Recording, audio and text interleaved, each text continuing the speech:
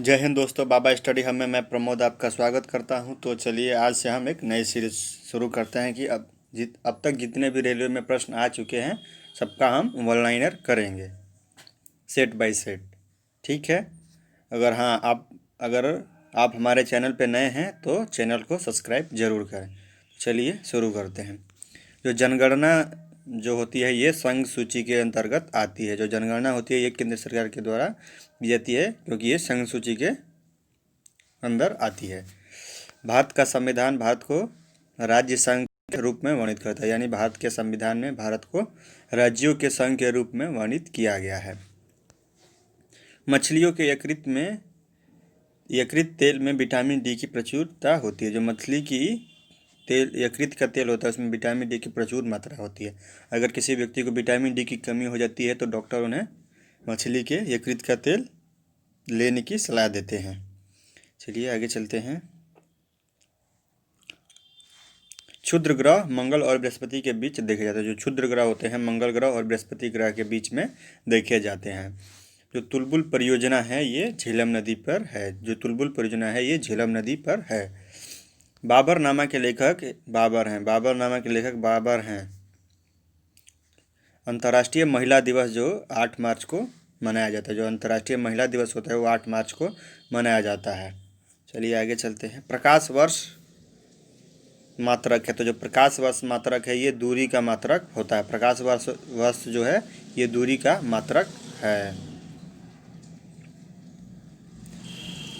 मानव शरीर का सामान्य ताप होता है जो 337 डिग्री सेल्सियस जो मानव शरीर का सामान्य ताप होता है।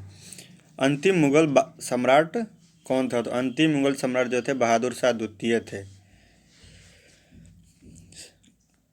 1757 की क्रांति के दौरान इन्हें गिरफ्तार करके 1757 नहीं 1857 की क्रांति के दौरान इन्हें गिरफ्तार करके इन्हें रंगून जेल भेज दिया गया था।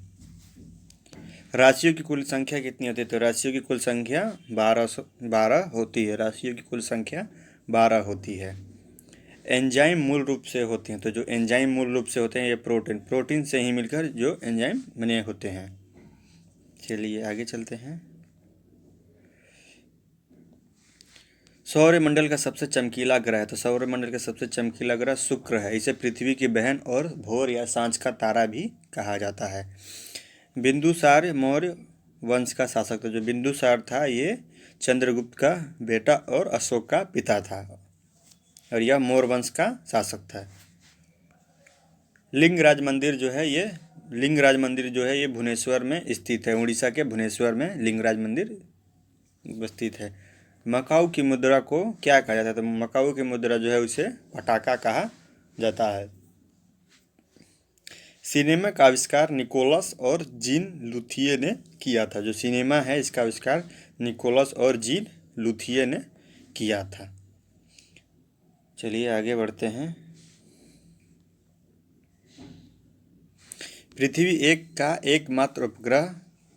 तो पृथ्वी का एकमात्र जो उपग्रह है वो चंद्रमा है। जो चंद्रमा है पृथ्वी का एकमात्र उपग्रह है। अब चलिए नेक्स्ट हम आरआरबी कोलकाता 1992 में जो प्रश्न आए हुए हैं उनको हल करते हैं। हर्ष का राज्य कवि बाण भट्ट था जिसने हर्षचरित्र नाम की पुस्तक लिखा है। हाइड्रोजन बम का आविष्कार एडवर्ड टेलर ने किया था। हाइड्रोजन बम का आविष्कार जो था एडवर्ड टेलर ने किया था। विश्व स्वास्थ्य दिवस जो 7 अप्रैल को विश्व स्वास्थ्य दिवस मनाया जाता है और 8 मार्च को विश्व महिला दिवस मनाया जाता है। चलिए दक्षिण अमेरिका में चारागाह को क्या कहा जाता है? तो दक्षिण अमेरिका का जो चारागाह यानी जो घास है उसे पंपास कहा जाता है। जो दक्षिण अमेरिका के घास को पंपास कहा जाता है। भारत में प्रथम स्वर्ण मुद्राएं यूनानियों ने चलाई थी। भारत में जो प्रथम जो स्वर्ण मुद्राएं हैं यूनानियों ने चलाया था और सबसे शुद्ध जो चलाया था कुषाणों ने और सबसे ज़्यादा जो चलाया था गुप्तों ने चलाया था। भारतीय राष्ट्रीय कांग्रेस के प्रथम मुस्लिम अध्यक्ष थे बदरुद्दीन तैयब जी थे भारतीय राष्ट्रीय कांग्रेस के प्रथम मुस्लिम अध्यक्ष थे। भारतीय राष्ट्रीय कांग्रेस की स्थापना 1885 में की गई थी।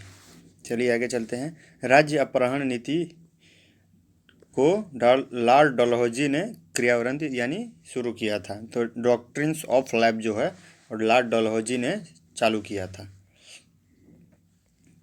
चलिए, आर्थिक अपक्षय सिद्धांत का प्रतिपादन किसने किया था? तो आर्थिक अपक्षय सिद्धांत का प्रतिपादन दादा भाई नौरोजी ने किया था। राज्यसभा में मनोनीत सदस्यों की अधिकतम संख्या होती है। तो राज्यसभा में जो राष्ट्रपति के द्वारा 12 सदस्यों को मनोनीत किया जाता है और लोकसभा में 2 किया जाता था, लेकिन अब इसे समाप्त कर दिया गया। अब सिर्फ राज्यसभा में ही 12 सदस्यों की नियुक्ति प्रधान मनोनीत कर सकते हैं। सुंडा जलमड्रूद मध्य जावा और सुमात्रा के बीच में, जो जावा और सुमात्रा है उसके बीच में सुंडा जलमड्रूद है। चलिए आगे चलते हैं।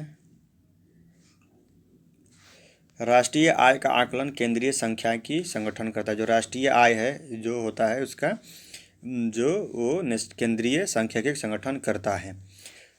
गांधी इरविन समझौता 1931 में हुआ था। गांधी इरविन समझौता जो है वो 1931 में हुआ था और 1931 में दूसरा गोलमेज सम्मेलन भी हुआ था।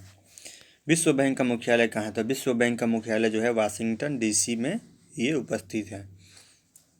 योजना आयोग का अध्यक्ष जो होता है वो प्रधानमंत्री होता है। तो योजना आयोग का अध्यक्ष जो होता है प्रधानमंत्री होता है। और अब योजना आयोग को समाप्त कर नीति आयोग की स्थापना कर दी गई है। अर्थशास्त्र का जनक किसे को कहा जाता है? तो अर्थशास्त्र का जनक जो है एडम स्मिथ को कहा जाता है। चलिए दोस्तों, ये वीडियो हमारा यहीं समाप्त होता है। अगर आप हमारे चैनल पर नए हैं तो चैनल को सब्सक्राइब कर दें और वीडियो को जितना ज़्यादा हो सके उतना शेयर करिए। Thanks for watching.